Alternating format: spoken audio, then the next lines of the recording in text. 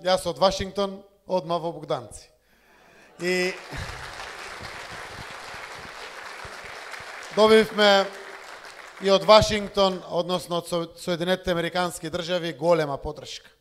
Дадоа поддршка и во името на претседателот Трамп и подпредседателот Пенс за големото лидерство, за одличниот договор, за градењето пријателство, за демократскиот однос и односот фокусиран кон иднината.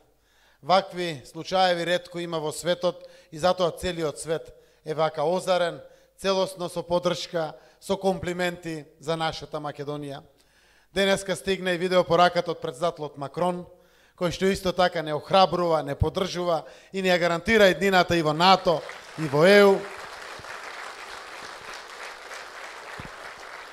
И стигаат поддршките од целиот свет.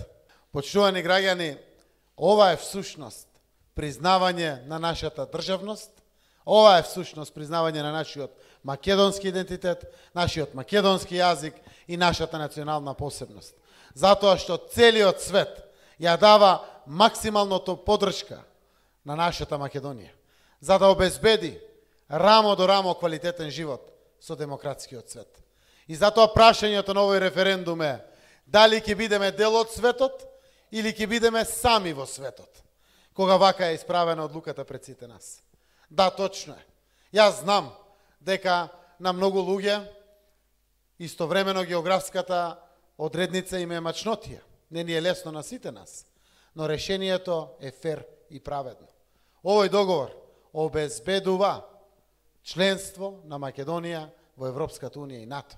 Да добиеме грудка парче земја, наша Македонија, признаена од сите, од целиот свет, во кој што живее македонски народ, признаен од целиот свет, кој што зборува македонски јазик, признаен од целиот свет. Конечно, со овој договор ги оствараваме вековните аспирации на нашите предци. И затоа треба да бидеме горди. Ова шанса ќе се повтори веројатно после 50 или 100 години. Ова одлука е на оваа генерација сега. И нема да дозволиме уште 27 години повторно да ги изгубиме. И некои други ги гледам, ама требало да се објават уставните промени. Па секаде зборуваме за уставните промени. Уставните промени ќе бидат согласно договорот, кој што е јавно објавен. Уставните промени ќе бидат со еден амандман, ќе се внесе географската одредница, преамбулата ќе се зајакнат одлуките за државотворноста на АСНОМ и ништо повеќе или помалку. Ќе се води грижа за дијаспората онака како што водат сите европски земји за својата дијаспора, без притоа да предизвикуваат иредентизам или не знам било какви провокации.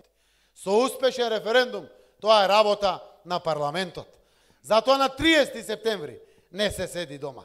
Затоа што на 30 септември ќе се испишува историја како таа што се испиша на 8 септември 1991 на првиот референдум за независност. Затоа на 30 септември се излегува во акција, се гласа за Европска Македонија. Да живее европски Богданци, да живее Европска Македонија.